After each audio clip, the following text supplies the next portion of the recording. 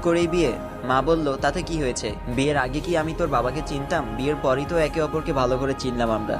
তবুও মা, সে কেমন, ভালো না খারাপ, রাগী না শান্ত, এটাও তো জানি না আমি। অন্তত আমায় একটু সময় দিতে তোমরা। মা বলল, ওসব নিয়ে তোকে ভাবতে হবে না। হৃদ খুব ভালো ছেলে, যথেষ্ট ঠান্ডা মাথার ছেলে। ঠিক তুই যেমনটা চাস ঠিক তেমন। তা না হলে কি আমরা তোকে না বলে এত কিছু করতাম? আর পড়ালেখা শেষ করে দেশে ফিরেছে, এখন ভালো ডাক্তারও। তোকে ভালোই রাখবে সে। চোখের দেখায় মানুষ চেনা যায় না মা। মা আর কিছু বলল না, আমাকে লেহেঙ্গা পরিয়ে আয়নার সামনে বসালো। সবাই আমাকে সাজাতে ব্যস্ত। আরশির এখনো বিশ্বাস হচ্ছে না একটু পর আরশির বিয়ে।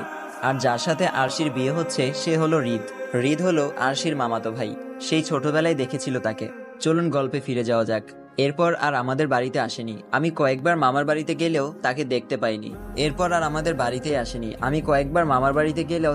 পাইনি। পড়াশোনা নিয়ে বাইরে ছিল সে।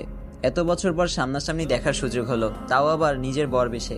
আজ হৃদের ফ্রেন্ডগুলোর মতে একাকার সমন্বয় দুঃখ। হৃদের পিঠে থাপ্পড় দিয়ে বলল, শালা কোন জায়গায় বিয়ে করতে এলি? একটা শালি নেই তোর? আমাদের কি একটা হক নেই? খুব সাদামাটা ভাবে বিয়েটা সম্পূর্ণ হলো আমাদের। এরপর আসলো ঘুমানো নিয়ে দ্বন্দ্ব। কেউ বলছে নতুন বিয়ে করা দম্পতি বাড়ি ফেরার পরই ওই বাড়িতেই তাদের প্রথম রাত সম্পন্ন হোক। আবার মা বলল, তার ছোট মেয়ে আর কোনো মেয়ে নেই, বড় মেয়েটারও বিয়ে হয়ে গেছে, তাই সেই চাই আমরা প্রথম রাতটা এই বাড়ি থেকেই শুরু করি। অবশেষে এই বাড়িতেই আমার রুমটা হালকা ফুল দিয়ে সাজিয়ে দুজনকে থাকার ব্যবস্থা করে দিল। আজ আরশির বাসর রাত। ভাবতেই হাসি কান্না সব একসাথে আসতে গিয়েও তালগোল পাকিয়ে ফেলছে। আরশির মতে এটা একটু বেশি বেশি হয়ে গেছে। একে তো হুট করেই বিয়ে দিয়ে দিল, আবার এখন নাকি বাসর ঘরও সাজালো। কেন, একটু সময় নিলে পারতো না তারা? আরশি বলল, আমার মনে একটা প্রশ্ন ঘুরপাক খাচ্ছে, আর তা হলো হৃদ ভাই কেমন, রাগী নাকি শান্ত?